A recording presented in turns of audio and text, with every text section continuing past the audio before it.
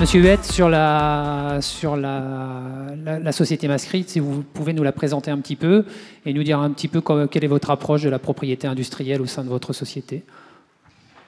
Bonjour à tous. Tout d'abord, une petite présentation de la société Mascript. Je crois qu'il va y avoir un support visuel qui va pas tarder à commencer.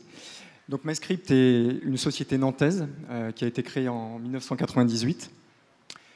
Mascript est le leader mondial des technologies de reconnaissance de l'écriture manuscrite et de la gestion de l'encre numérique.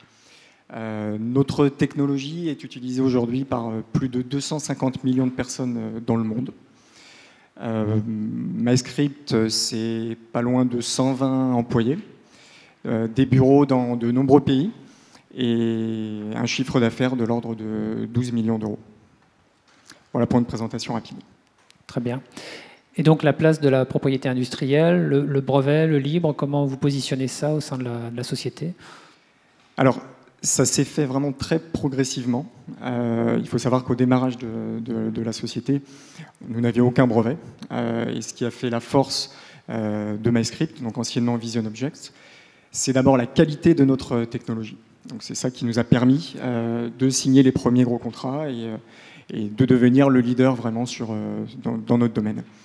Ensuite, c'est vrai que c'est en signant avec de nouveaux acteurs, qui sont principalement des multinationales, qu'on s'est rendu compte qu'il fallait absolument mettre en place une stratégie un peu plus globale de propriété intellectuelle. Ça passe par la mise en place de process pour la gestion des licences open source. Ça, c'est vraiment très important. Et on voit d'ailleurs que ça fait partie des exigences des grosses sociétés avec lesquelles on travaille, qui souhaitent absolument voir et obtenir des garanties que nous gérons le contenu et les briques logicielles d'une manière conforme déjà pour assurer la pérennité de la distribution de leurs produits. Donc ça, c'est vraiment très important. On a aussi commencé à investir dans le dépôt de nouveaux brevets pour essayer de couvrir le cœur de notre technologie. Donc ça, c'était très important. D'accord. Aujourd'hui, vous disiez, Mascript, c'est combien de brevets? Alors, aujourd'hui, Mascript, c'est une trentaine de brevets. Donc c'est assez impressionnant. Pour la société en tout cas qu'on est. On essaie d'investir énormément d'argent dans le dépôt de brevets parce que c'est vrai qu'on en souhaite prendre un nouveau tournant et sécuriser au maximum notre avantage technologique sur les marchés. Voilà. Et on dépose nos brevets dans le monde entier, quand même principalement Europe, mais États-Unis bien évidemment. Et comment est-ce que l'on passe d'une position où finalement on a réussi à se développer sans brevet à une société qui dépose 30 brevets? Il y a, je suppose, à un moment donné, un déclic qui fait qu'on se dit tiens, il y a un intérêt dans la propriété, dans le fait d'avoir un monopole. Qu'est-ce qui est déterminant là-dedans? Je pense qu'il y a différents niveaux. L'intérêt de développer justement cette politique de propriété intellectuelle, tout d'abord, ça va venir valoriser le capital de la société. Un brevet, c'est un actif immatériel, donc déjà, c'est pas neutre. C'est très important dans le sens où ça va donner des garanties à nos clients. Ils vont voir qu'on prend la propriété intellectuelle au sérieux, qu'on a déposé les brevets, donc on est à même de leur garantir, on va dire, le maximum de liberté d'exploitation. Donc ça, c'est vraiment très important.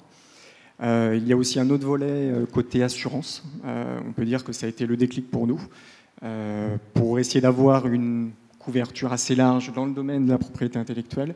Il est important de pouvoir montrer aux principaux acteurs assureurs qu'on a les reins solides et qu'on a fait notre job, notamment en faisant des études, un audit juridique, liberté d'exploitation, et ça passe également par le dépôt de brevet. Et qu'est-ce que ça vous coûte aujourd'hui? Une ordre d'idée, c'est... Alors, le ticket d'entrée, je dirais, c'est minimum 5 000 €, même si, bon, pour Mascript, on est plus dans la fourchette 7 500 €, 10 000 €. Donc, ça inclut, donc, pour pouvoir travailler avec un conseiller externe qui va tout d'abord faire des réunions avec les inventeurs pour essayer de comprendre le cœur de l'invention, proposer un et souvent plusieurs drafts de brevets et procéder évidemment après au dépôt auprès des différents offices tels que l'INPI. Donc c'est vrai que c'est un budget, c'est un investissement, mais derrière ça vaut vraiment le coup. Jérémy, une intervention? Oui, bonjour à tous. Alors Jérémy Papalardo, je suis juriste à l'école Polytechnique. Je vois sur le petit écran École nationale Polytechnique, mais c'est pas très grave. Alors du coup, l'idée, moi je suis plutôt là pour parler de libre, et ce que je trouve très intéressant dans ce qui est dit juste avant, c'est que le libre, en l'occurrence, c'est complémentaire d'une stratégie brevet, c'est absolument pas exclusif, et c'est absolument pas non stratégique. Et ça, c'est vraiment quelque chose qui est intéressant. Alors très très rapidement, puisqu'on va pas vous faire un cours, on pourra en rediscuter sur le stand d'INPI, n'hésitez pas à venir nous retrouver. Donc FLOSS pour Free, Libre, Open Source Software. Très rapidement, le logiciel libre, c'est un logiciel dont la licence est libre et vous donne 4 libertés. Utiliser, exécuter librement le logiciel, étudier et modifier le logiciel, ce qui nécessite un accès au code source, redistribuer le logiciel initial et distribuer les versions modifiées de votre logiciel. D'accord ? Donc c'est les 4 libertés fondamentales, Free Software Foundation, pour ceux d'entre vous à qui ça parle. Et donc j'ai essayé, puisqu'on m'a demandé une slide, j'ai fait une slide pour expliquer ça.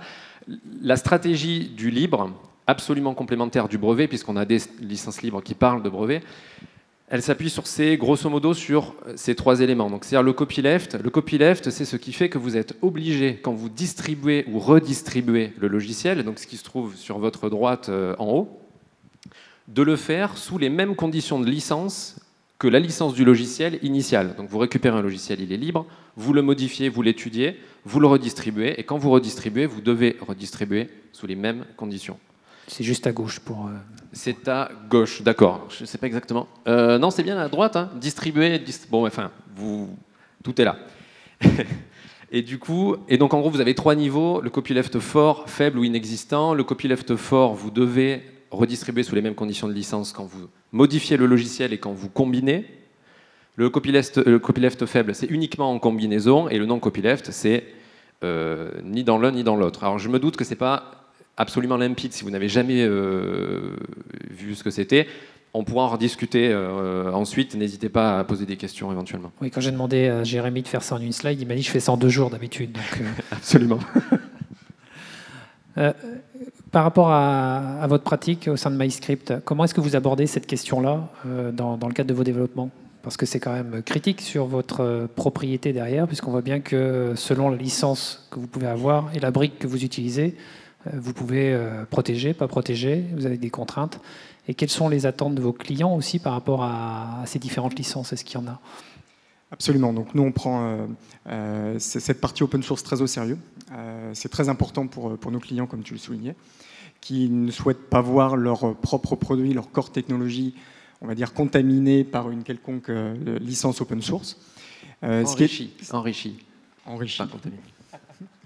Ce qui est intéressant, c'est que on peut très bien avoir une lecture purement juridique des droits et obligations, de l'étendue de la licence, et se faire une opinion assez rapidement.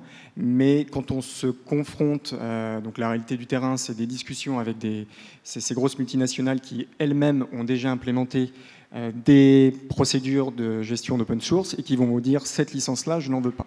Alors que vous, initialement, vous avez très bien pu identifier cette licence comme parfaitement compatible à vos activités. Donc tout ça pour dire que nous, très rapidement, on a pris en compte les demandes, les exigences de nos clients dans notre procédure de licence open source pour vraiment être parfaitement en ligne et éviter de mauvaises surprises. Et ça, c'est non négociable, c'est-à-dire que dès qu'on a une politique de licence particulière, votre client vous dit « moi, c'est telle licence que je veux, si vous avez utilisé une autre licence, c'est terminé ». Disons que le rapport de force, quand on discute avec on va dire le SAV juridique d'un Samsung est un peu compliqué. Donc il faut faire avec et essayer de trouver le bon équilibre. Et pour l'instant, je pense qu'on a trouvé justement cet équilibre et c'est tant mieux. Et concrètement, en matière d'organisation interne, comment vous faites pour aborder ces questions-là ? Alors, ça passe par un circuit de validation. On a des outils qui ont été créés spécifiquement pour ça, pour faire en sorte qu'aucun logiciel open source ne puisse être intégré dans notre technologie sans avoir été validé préalablement. Tout d'abord par les différents managers et surtout par le service juridique. On va venir vérifier qu'elle est bien compatible et qu'elle fait partie des licences autorisées. Et absolument. Et j'en profite parce que c'est ça qui est intéressant, c'est qu'il y a une véritable stratégie et dans l'utilisation, quand vous êtes simple, entre guillemets, utilisateur, et dans l'intégration de composants open source à l'intérieur de vos solutions. Et c'est vraiment les 2 moments essentiels, on va dire, stratégiques. Et le moment où le juriste peut être vraiment une personne ressource, c'est que les licences libres, ce sont des contrats, des obligations, des droits et des sanctions. Ce qui n'est pas monnaie courante, on est bien d'accord, dans le libre, mais ce qui arrive, c'est pas du tout anecdotique. Donc c'est véritablement une stratégie à la fois, on va dire, quand vous êtes un utilisateur aval, et que donc vous récupérez du libre que vous intégrez, que vous utilisez, et à la fois quand vous êtes un utilisateur amont, en quelque sorte, ou un diffuseur de libre, c'est-à-dire quand vous diffusez une technologie open source. C'est un peu les deux moments critiques où il faut un peu se poser les questions. On se les pose depuis le début, bien entendu, mais à ce moment-là, c'est vraiment important de se les poser. D'accord. Est-ce qu'on peut parler un petit peu de la contrefaçon par rapport aux différents brevets que vous pouvez avoir? Est-ce que finalement ça vous permet, on dit souvent que le logiciel c'est difficile à protéger, que les extensions internationales dans certains pays c'est compliqué. Finalement, qu'est-ce qu'il en est de cette partie brevet et contrefaçon? Alors c'est vrai que le fait d'avoir un portefeuille de brevets nous permet d'avoir plus de poids dans les procès ou les actions en justice qu'on peut être amené à intenter. C'est vrai qu'après, notre société, comme de nombreuses sociétés, peut faire l'objet de contrefaçon. Il n'y a pas toujours lieu, nécessité, on va dire, à agir. Mais quand ça touche vraiment un marché, un segment particulier qui est considéré comme stratégique, notamment pour MyScript, là évidemment on se doit d'y aller. Et le fait d'avoir mis en place justement cette politique de propriété intellectuelle et d'avoir enrichi notre portefeuille par de brevets nous donne plus de poids, évidemment, pour obtenir gain de cause. Je suppose que vous êtes quand même très copié, enfin en tout cas très, très regardé, et finalement vous définissez les points sur lesquels éventuellement vous dites tiens ça vaut le coup d'engager une poursuite ou... Absolument. On peut parfois considérer qu'être copié c'est aussi un gage de succès. Ça peut faire plaisir, ça peut faire de la com, de la pub. Alors après il faut regarder qui nous a copié parce qu'il ne faut pas que ça nuise évidemment à notre image. Donc voilà, ça dépend vraiment au cas par cas. Après, on ne peut pas être sur tous les terrains de bataille. Il faut faire des choix. Et évidemment, c'est en fonction du produit, du segment et aussi de la zone géographique. Je vais vous redonner la parole, Jérémy. Est-ce que vous pouvez nous dire un petit peu comment, finalement, si on s'oriente vers une stratégie de libre, comment on capte la valeur du libre? Parce que là, je vois bien sur la partie brevet, évidemment, mais comment sur du libre on arrive à la capter? Alors ça, c'est un peu la grande question de tout le monde sur le libre, c'est-à-dire comme le libre est très souvent gratuit, puisque c'est absolument pas une obligation, mais c'est on va dire c'est une habitude, c'est une culture du gratuit. Comment est-ce qu'on capte de la valeur? Alors vous avez plein d'exemples, il y en a dans tous les sens. Alors j'en prends un qui est volontairement un peu touchy parce que c'est intéressant. Google et Android est majoritairement sous une licence. Alors moi je dis Apache, mais je crois qu'on dit Apache. C'est en français dans le texte, qui est une licence de type BSD Mighty Apache, donc non copyleft, ce que vous avez à votre droite. On est bien d'accord, hein, si je vérifie. Oui, ok, c'est bien ça, à votre droite. Donc quelque chose qui n'est pas du tout ce qu'on appelle contaminant. Est-ce que Google fait de l'argent? Clairement oui, donc c'est absolument pas contradictoire. Alors je pourrais dérouler un par un tous les mécanismes qui permettent de faire de l'argent, du business et de l'activité avec du libre. Après c'est pas trop le lieu, on n'a peut-être pas le temps. Mais ce qu'il faut bien comprendre, et je reviens à ça, alors peut-être que je me répète, mais c'est une stratégie. Encore une fois, c'est une stratégie. Si vous avez une technologie qui vous donne une avance, on va dire, très courte dans le temps, qui vous donne un petit temps d'avance sur un temps de calcul, de modélisation, tout ce que vous voulez, que vous perdrez de toute façon d'ici quelques jours, mois, ça vaut peut-être pas le coup de le mettre en libre. Si vous travaillez par exemple, quand je travaillais chez EDF, sur la sûreté des centrales nucléaires et des installations nucléaires d'une façon générale, c'est presque incontournable le libre, parce qu'il faut diffuser de l'information. Il faut diffuser la compétence, l'expertise et tout ça, Fukushima, enfin tout ce que vous pouvez imaginer. Donc, comment est-ce qu'on capte la valeur? En créant une stratégie qui associe ceux qui font le code, parce que c'est quand même le cœur, les juristes qui conseillent sur les licences et, on va dire, les stratèges commerciaux, puisque tout ça, ça se vend. Je ne sais pas si ça répond à la question. Après, je pourrais effectivement donner des exemples. On a encore 2 minutes, si tu veux. Mais... On a encore 2 minutes. En 2 minutes. Il y a du challenge quand même. Bon, prenons l'exemple type du service. L'exemple type du service. Vous créez une application, une solution qui fait ce que vous voulez et vous associez à cette solution du service. C'est-à-dire que la licence elle-même sera gratuite. Elle ne sera pas limitée ni en nombre de postes, ni en nombre de machines, ni en nombre d'usages. Il n'y a pas de jetons, de choses comme ça. Vous allez associer du service, de la formation, de la maintenance, du débugage, du conseil, des développements spécifiques. Et ce qui est intéressant, je trouve, avec cette stratégie-là, c'est qu'on voit qu'on ne fait plus de la valorisation, un peu de la valo à papa, quoi. On ne fait plus quelque chose qui est comme on avait l'habitude, c'est-à-dire on va déposer un titre bien spécifique, bien dur, bien qui est là, et ensuite on va essayer de tout faire pour faire de l'argent avec. En réalité, c'est un peu ce que disait Mathieu, et je trouve ça intéressant, vous êtes obligé de vous maintenir dans un niveau de puissance et de compétence, puisque, en gros, n'importe qui peut utiliser votre solution. Mais vous êtes celui qui a créé cette solution, vous êtes celui qui a l'expertise de cette solution. Et donc, tout ce que vous allez associer comme service, comme valeur ajoutée autour de votre logiciel, va constituer, on va dire, les sources de revenus. C'est un exemple par le service, vous en avez d'autres, les intégrateurs, les éditeurs, enfin, il y a d'autres possibilités. Et qui dit libre? Est-ce que qui dit libre dit communauté? Absolument, toujours. Qui dit libre dit communauté. Je fais partie d'un groupe thématique, d'un pôle de compétitivité sur le logiciel libre, et donc on challenge un petit peu les projets qui veulent se faire financer par des FUI, fonds unitaires interministériels. Et les questions qu'on leur pose, c'est ça, c'est-à-dire, vous venez vous faire financer, vous faire labelliser par un groupe thématique logiciel libre, quelle est votre stratégie de libre? Et dans la stratégie, il y a évidemment la communauté. Le principe du libre, c'est que vous élargissez votre base d'utilisateurs, et donc vous créez des communautés. Vous avez des communautés qui sont archi développées d'une façon absolument extraordinaire, typiquement OpenStack, pour ceux d'entre vous qui voient un petit peu. Donc OpenStack, c'est pour faire du cloud. Si je fais très rapide, c'est un ensemble d'outils pour faire du cloud. Et vous avez dans cette communauté, vous avez le lambda, c'est-à-dire vous et moi, et vous avez IBM, Google, Red Hat, Facebook, Microsoft. Enfin, donc vous avez des communautés de toutes sortes. Et la communauté, c'est ce que vous n'avez pas, ou ce qui est très difficile de faire dans un logiciel avec une licence privative ou privatrice, avec un petit accolage de mots que j'aime bien, mais c'est que c'est très difficile. Vous ne pouvez pas diffuser comme ça, et vous ne pouvez pas avoir autant de retours utilisateurs. C'est ce qui fait aussi, par exemple, cette communauté, que le libre est réputé pour sa qualité. Vous avez tellement d'usages, vous avez tellement d'utilisateurs, vous avez tellement de cas d'usage improbables, parfois, que vous devez maintenir ce niveau de compétence dont parlait Mathieu tout à l'heure. Et je trouve ça assez intéressant. Donc cette communauté vous aide à développer la compétence, et la compétence que vous arrivez à acquérir vous aide à justifier ou à attirer de nouvelles bonnes volontés de la communauté. Donc l'investissement se fait ailleurs finalement. Absolument. C'est d'autres façons de faire. J'étais un atelier sur justement le libre avec les bonnes pratiques au-delà du transfert. C'est juste je fais une licence que je vends. Et justement, ça vous force à aller trouver d'autres valeurs de la création d'emplois, etc. Donc c'est assez vertueux comme système. Élodie, vous êtes examinatrice brevet à l'INPI.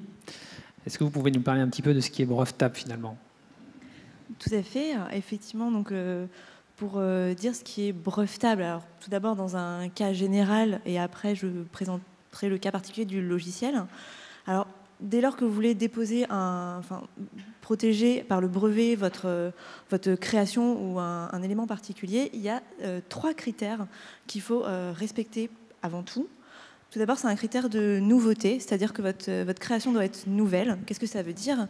Ça veut dire qu'elle ne doit pas avoir été déjà divulguée quelque part, n'importe où dans le monde et sous n'importe quelle forme, lors d'une conférence, par une publication scientifique ou même tout simplement sur une page internet. Donc qu'est-ce que ça veut dire? Très important à retenir, c'est que vous, si vous souhaitez vous protéger par le brevet, dans un premier temps, il ne faut pas divulguer avant d'entreprendre les démarches brevets. Donc ça c'est très important, notamment tout ce qui est publication scientifique. Donc ça c'est le premier critère de brevetabilité. Le deuxième critère, c'est un critère qui s'appelle d'activité inventive. Qu'est-ce que c'est ce critère? C'est assez difficile à définir, mais pour le définir simplement, c'est qu'une personne du même domaine technique, est-ce qu'elle aurait besoin finalement de faire preuve d'imagination particulière, enfin d'efforts particuliers pour arriver à votre solution? Ou est-ce que c'est quelque chose qui finalement est un peu à la portée de tout le monde dans le domaine technique, évidemment. Donc voilà, donc ça c'est le critère d'activité inventive. Et le dernier critère, c'est le critère d'application industrielle, qui est en général toujours respecté et qui correspond simplement au fait que votre création, votre objet, doit pouvoir être utilisé soit dans l'industrie, soit dans l'agriculture. Les logiciels rentrent tout à fait dans ce critère d'application industrielle, puisqu'ils sont tout à fait utilisables dans l'industrie. Donc je vous parle de ces 3 critères, mais il faut savoir également que le code de la propriété intellectuelle, puisqu'il y a des textes de loi qui régissent la protection par le brevet, en plus de ces 3 critères, exclut de la protection par le brevet certains éléments. Et le logiciel en fait partie. On a notamment donc le logiciel, les méthodes économiques ou les méthodes intellectuelles et mathématiques qui ne peuvent pas être protégées par brevet. Mais alors, ça veut dire qu'on ne peut pas avoir de brevet sur le logiciel? Eh bien, c'est pas si simple. En fait, les textes de loi nous disent que le brevet est exclu en tant que tel. Et donc, ce en tant que tel fait que le logiciel ne va pas être exclu de la brevetabilité de manière absolue. Et donc, en fait, on va faire intervenir ce qu'on pourrait appeler un 4e critère, qui est en fait de se poser la question de l'invention et de savoir est-ce que ce qu'on veut protéger est finalement une solution technique à un problème technique. Et c'est finalement en se posant cette question-là qu'on va pouvoir sortir de ce en tant que tel et éventuellement pouvoir envisager de protéger notre logiciel par le brevet. On peut préciser peut-être la façon dont vous abordez le sujet un dossier déposé auprès de l'INPI. Quelles sont les grandes grilles de lecture pour répondre justement à pouvoir identifier justement est-ce que la solution qu'on nous propose, donc l'objet, l'élément que vous souhaitez protéger, est-ce que c'est effectivement une solution technique à un problème technique ou est-ce que c'est un logiciel qui est exclu de la brevetabilité? On va regarder différents éléments. Donc, ce sont les éléments que nous, on regarde en tant qu'examinateur à l'INPI pour savoir si on va ou pas accepter de délivrer un brevet. Et donc, ce sont des questions que vous pouvez vous aussi vous poser pour savoir si, effectivement, vous êtes plutôt possiblement du côté de la brevetabilité ou pas. Donc, les éléments importants à regarder, c'est le domaine. Quel est le domaine de votre création, de l'élément que vous souhaitez protéger? Est-ce qu'on est dans un domaine technique? Par exemple, traitement d'image, médical ou autre, c'est un domaine technique. Est-ce qu'on est dans un domaine, au contraire, qui va être non technique, donc par exemple un domaine financier, par exemple, qui va concerner des méthodes d'enchères, ça va rentrer ce qu'on appelle le domaine financier. Est-ce que c'est un domaine économique, c'est-à-dire qui va être en lien soit avec l'organisation interne d'une entreprise ou des relations clients-fournisseurs, relations entre personnes? Ça, c'est un domaine qui n'est pas technique, c'est domaine économique, c'est exclu de la brevetabilité. Ou un domaine complètement mathématique. Donc ça, c'est un des premiers éléments à regarder qui va permettre de faire pencher la balance d'un côté ou de l'autre. Ensuite, il faut regarder quel est le problème que vous voulez résoudre avec votre logiciel. Est-ce que c'est un problème, encore une fois, alors je vais utiliser beaucoup le terme technique parce que finalement c'est vraiment l'élément essentiel pour définir ce qui va être brevetable, ce qui ne l'est pas. Le problème, c'est de savoir mettre la barrière de quand est-ce qu'on est technique, quand est-ce qu'on ne l'est plus. Mais donc, est-ce que votre problème est technique? Par exemple, le problème justement, si je reviens à la méthode d'enchère, automatiser une méthode d'enchère, ça, c'est pas un problème technique. Il faut faire attention au fait d'automatiser une méthode, même si effectivement vous allez faire appel à des éléments techniques, un ordinateur, des mémoires, enfin des éléments concrets et qui en eux-mêmes sont techniques. Le fait d'automatiser une méthode qui est dans un domaine économique ou financier, ça ne suffit pas à rendre la problématique technique. Ensuite, ce qu'il faut regarder, c'est ensuite chacune des étapes que vous allez utiliser dans votre logiciel, dans votre algorithme. Est-ce que ce sont des étapes d'ordre technique ou pas? Par exemple, je prends le cas du traitement d'image. Le traitement d'image, c'est quoi? Vous avez en entrée une image qui est une matrice. Pour traiter cette image, vous allez appliquer un algorithme mathématique, différentes formules à votre matrice, et en sortie, vous avez la matrice qui se transforme finalement en image, qui correspond à une nouvelle image qui va être, par exemple, plus nette. Donc là, les étapes que vous avez utilisées, elles sont mathématiques, puisque vous avez utilisé des calculs. Voilà, c'est un exemple pour savoir ce qu'on appelle les étapes. Ensuite, les problèmes à regarder, c'est finalement, c'est comment vous résolvez votre problème. Et donc, je peux prendre l'exemple du problème. Imaginons que vous ayez problème de la pollution liée à l'échappement, les gaz d'échappement des voitures. Donc ça, c'est un problème qui peut être technique, comment diminuer finalement les gaz d'échappement des voitures. Vous avez plusieurs manières de résoudre ce problème. Et donc, c'est finalement regarder la nature de la solution à votre problème. Est-ce qu'il y a une nature technique ou pas? Un exemple, problème technique, vous pouvez avoir tout à fait une solution qui ne soit pas d'ordre technique. Ce serait par exemple de prévoir un logiciel de covoiturage. Et donc, finalement, on utilise moins de voitures, donc on a moins de gaz d'échappement qui vont être rejetés dans l'atmosphère. Donc, finalement, on pourrait se dire, je résous mon problème technique de diminuer la quantité d'échappement de polluants dans l'atmosphère. Sauf qu'en réalité, ce que vous avez fait, vous n'avez pas vraiment résolu le problème des polluants rejetés par les voitures, parce que si vous mettez un capteur en sortie de votre voiture, finalement, le polluant est le même avec ou sans votre solution. Vous avez contourné le problème. Donc, vous pouvez finalement résoudre un problème technique par des solutions non techniques. Et dans ce cas-là, vous n'avez pas une solution technique à un problème technique. Et dans ce cas-là, vous ne pourrez pas obtenir de brevet. Puisqu'on est dans les exemples, je vous ai préparé un petit quiz. On va voir si vous avez les bonnes réponses. Mais en même temps, vous avez forcément les bonnes réponses, puisque c'est vous qui jugez. Une application pour smartphone, finalement, c'est brevetable ou c'est pas brevetable ? Alors, une application pour smartphone, en tant qu'application concept, n'est pas brevetable. Par contre, différentes fonctionnalités d'une application peuvent éventuellement faire l'objet d'un brevet. Par exemple, si vous avez une application qui utilise des données utilisateurs, je sais pas, par exemple médicales, et pour assurer à l'utilisateur une bonne sécurité des données, vous cryptez ces données pour pas qu'elles puissent être récupérées, ou par exemple le cryptage de données financières, bancaires. Le cryptage en lui-même, c'est une fonctionnalité de l'application qui peut être protégée par brevet. De la même manière, si votre application vous retrouvez confronté à des problématiques d'affichage, par exemple, sur votre interface d'application, l'algorithme particulier qui résout les problématiques d'affichage, lui, peut éventuellement faire l'objet de brevet. Donc finalement, votre application, il faut un peu la décomposer en chacune de ses fonctionnalités et voir est-ce que certaines fonctionnalités répondent à des problématiques techniques particulières.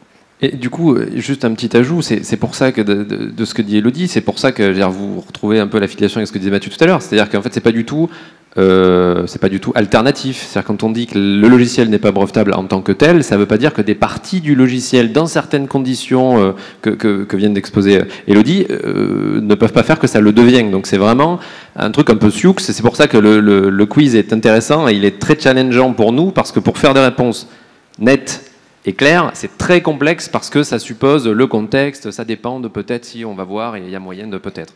Donc voilà, les choses ne s'excluent pas. Un système de pilotage automatique de drone, par exemple, c'est brevetable ? Oui, enfin en tout cas dit comme ça, effectivement, c'est quelque chose qui répond à une problématique technique, puisque le drone c'est déjà c'est domaine technique, c'est un objet technique en lui-même, et donc le pilotage du drone va répondre à des problématiques techniques particulières. Donc effectivement, c'est un exemple d'algorithme, mais en fait c'est comme par exemple les cycles des machines à laver, l'algorithme qui pilote les machines à laver, ça répond aussi à une problématique technique. C'est-à-dire que le linge, il faut qu'il soit brassé pendant un certain temps, d'une certaine manière, pour ne pas l'abîmer, et en même temps laver correctement. Donc dès lors que vous avez effectivement une problématique technique, donc un pilotage automatique, effectivement, ça peut être tout à fait quelque chose de brevetable. D'accord. Je vais vous passer la parole, Nicolas. Est-ce qu'il y a une différence d'approche entre celle de l'INPI en France et celle que vous pouvez constater dans les pays étrangers? Et quelle est la meilleure stratégie, je dirais, de dépôt? Bonjour à tous, donc Nicolas Dufay, cabinet Chaillot, je suis conseiller en propriété industrielle. Et donc en fait, on travaille donc pas mal en France et également aussi beaucoup auprès de l'Office européen des brevets et auprès de l'Office américain notamment. Donc en fait, il faut savoir que les lois en Europe et en France sont quasiment identiques en ce qui concerne la brevetabilité et les logiciels. Donc en fait, les appréciations sont un peu les mêmes que pour la France. Et même en fait, c'est l'Office européen des brevets qui va en fait donner un peu les critères qui sont retenus pour la brevetabilité des logiciels. Donc en fait, comme le disait Elodie, en fait, les critères sont les mêmes, c'est-à-dire qu'il faut que ce soit quelque chose de technique, il faut que ce soit pas abstrait, et il faut que il y a un critère qui a été défini, qui est le dernier critère en vigueur, qu'il faut qu'il y ait en fait une espèce d'effet technique supplémentaire qui aille au-delà en fait de la simple exécution du logiciel sur l'ordinateur. Donc par exemple, évidemment, un chiffrage de données, ou ça peut être aussi également du traitement de données dans un appareil. Typiquement, en fait, ce qui est brevetable à l'OEB, c'est ce qu'on appelle, l'OEB, c'est l'Office européen des brevets, ce sont ce qu'on appelle les inventions mises en œuvre par ordinateur, c'est-à-dire des inventions qui intègrent un logiciel qui a un effet justement qui va au-delà des effets techniques qu'on a quand le logiciel s'exécute sur l'ordinateur. Donc pour prendre un exemple, ce serait par exemple un appareil médical qui prendrait des signaux médicaux en entrée, qui les traiterait et qui en fait en sortie produirait un nouveau signal pour le patient.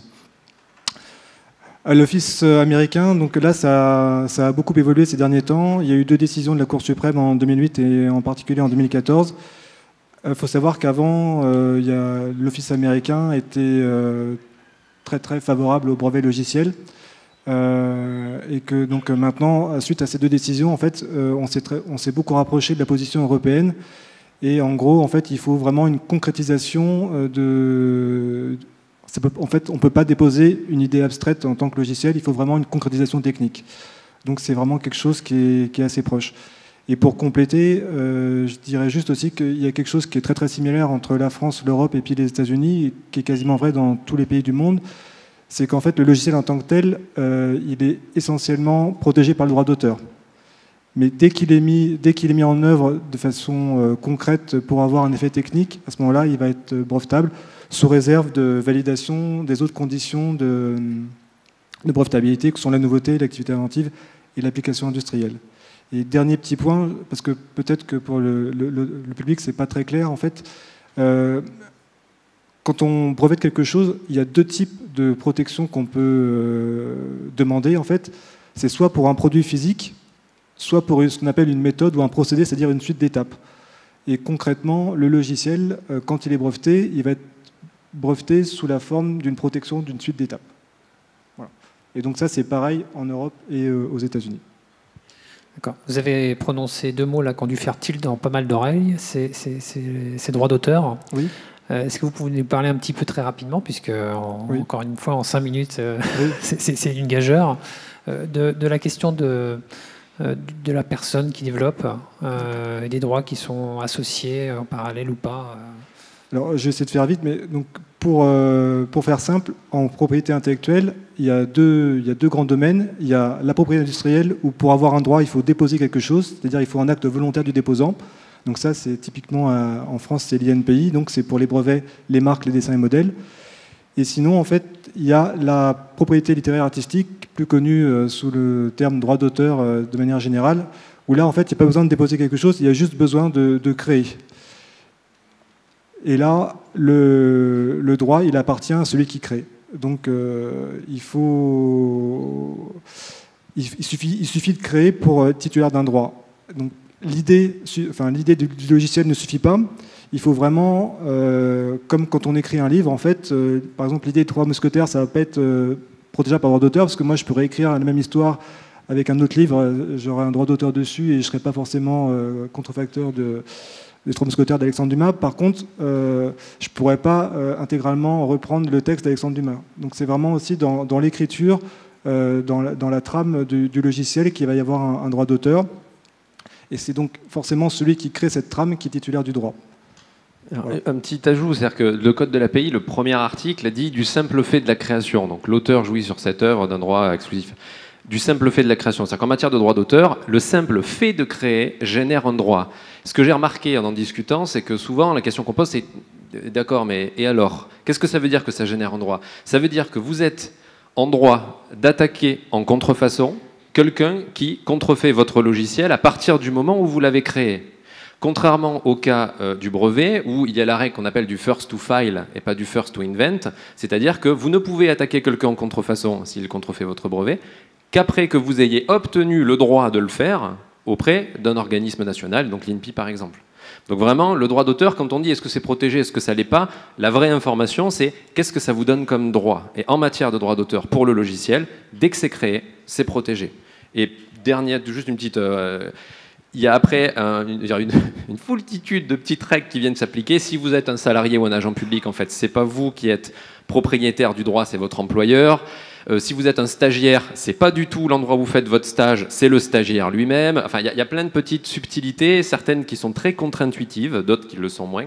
Donc ça, c'est pour ça que moi, je pense qu'à ce moment-là, il faut vraiment aller chercher la personne ressource, un conseil en pays qui sont très compétents pour faire ça, des juristes, des avocats, vous avez plein de façons de faire pour accéder à ces informations.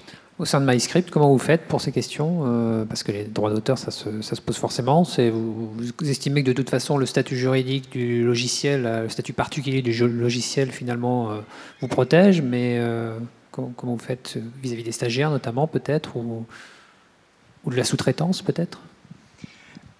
Pour prendre l'exemple de la sous-traitance, on veille à ce que dans nos contrats justement avec les sous-traitants, il y ait un transfert automatique de tout le travail, donc de toutes les créations qu'ils vont faire, donc un transfert de la propriété intellectuelle des créations qu'ils ont réalisées pour MyScript. Donc ça c'est nécessaire. Et puis pour les stagiaires, on essaie aussi de mettre les clauses qui vont bien dans les conventions de stage pour faire en sorte que tout ce qu'ils vont créer va au final appartenir à MyScript. Parce que c'est un peu la blague, parce que les stagiaires, il y a des startups dans tous les coins Web2D, des stagiaires, vous en avez jusque-là dans les startups. Les droits des stagiaires ne vous sont pas dévolus naturellement. Il faut absolument le faire. Et moi, j'ai déjà vu à l'école polytechnique et même dans mon travail précédent des levées de fonds plantées parce que le financeur arrive et dit hop, là vous avez un stagiaire, il est où le contrat de cession? Bon, la levée de fonds est plantée, quoi. Et moi, j'ai vu ça, quasiment en live, le financeur dire du coup, je finance pas le projet parce que s'il y a un stagiaire. En plus, en fonction des pays duquel ces stagiaires sont ressortissants, ça peut poser des questions. Donc il y a vraiment, je souris parce que c'est un peu le gimmick pour les startups, quoi. Ouais, moi, je renforce ce que dit Jérémy. Il faut absolument prévoir ça bien en amont, contractuellement, parce que moi j'ai déjà eu le cas typiquement de quelqu'un qui avait donné en sous-traitance un logiciel à faire. S'était pas du tout occupé des droits d'auteur, donc le prestataire avait fait son logiciel. Et puis après, c'est là qu'il est venu nous voir et on l'a alerté sur le droit d'auteur. Et donc il est retourné voir son prestataire qui lui était parfaitement au courant des droits d'auteur. Les prestataires lui ont dit ce que vous m'avez réglé pour l'instant, c'était juste pour la prestation de logiciel. Sur les droits d'auteur, c'est le double. Voilà. Donc il faut vraiment être très très vigilant. Et deuxième chose aussi, c'est que là on vient de dire qu'il suffit de créer pour avoir un droit, c'est vrai. Mais par contre, il faut aussi également se préoccuper de bien prendre date pour ce droit, parce que si un jour il y a un litige en fait sur qui est-ce qui est créateur, le juge vient demander vous pouvez me prouver quelle date, et vous quelle date, et c'est celui qui peut prouver la date la plus ancienne qui va être déclaré titulaire de droit d'auteur. Donc c'est très important de constituer une preuve de création, soit par un dépôt auprès de l'APP, qui est une association de but non lucratif qui est vraiment très très bien. Leur site est très très bien, je vous engage à aller le voir parce qu'il y a plein d'enseignements dedans, mais ça peut être aussi par dépôt de support numérique chez un notaire ou des choses comme ça. Mais en tout cas, c'est vraiment très important de prendre date et de vraiment tout prévoir par contrat quand c'est pas soi-même qui réalise le logiciel. Vous avez évoqué la question des coûts tout à l'heure. Qu'est-ce que ça coûte? Alors, on a eu un ordre d'idée tout à l'heure sur le brevet français, dans les 5 000 €, vous disiez, quelque chose comme ça? Plus? Ticket d'entrée. Ticket d'entrée. Donc pour le brevet français, oui. Et sinon, disons pour un brevet européen, c'est un peu complexe parce que le coût va dépendre du nombre de pays dans lequel vous souhaitez qu'il ait fait. Mais disons que pour un brevet européen de taille moyenne, c'est-à-dire à peu près 25 pages, parce qu'il y a des frais de traduction, et pour, disons, les 5 pays majeurs dans lesquels il y a des validations, c'est-à-dire France, Grande-Bretagne, Allemagne, Espagne, Italie, il faut compter donc déjà une durée jusqu'à la délivrance disons, moyenne de 3 à 5 ans et un coût entre 10 et 15 000 €, ça dépend de la complexité de la procédure. Pour un brevet américain, là c'est à peu près le même ordre de prix, mais ce qui va coûter plus cher, c'est les frais des correspondants, parce que là-bas c'est vraiment très très cher. Et puis le coût du brevet, du coup, peut varier vraiment grandement en fonction du nombre de lettres que vous avez. Moi, j'ai déjà eu, par exemple, sur un brevet américain, pour vous donner une idée, dans une procédure normale, on a 2 échanges avec l'Office. Sur ce brevet-là, j'en ai eu 8, et du coup, c'était plus de 30 000 €. Donc, voilà. Ça, c'est coût conseil plus coût des taxes ensemble, c'est ça. Mais sans compter le coût de rédaction initial au départ du brevet français. C'est-à-dire que quand je parle Europe et États-Unis, c'est-à-dire que c'est en supposant que la rédaction a déjà été faite et qu'il n'y a qu'à traduire ce qui a été fait.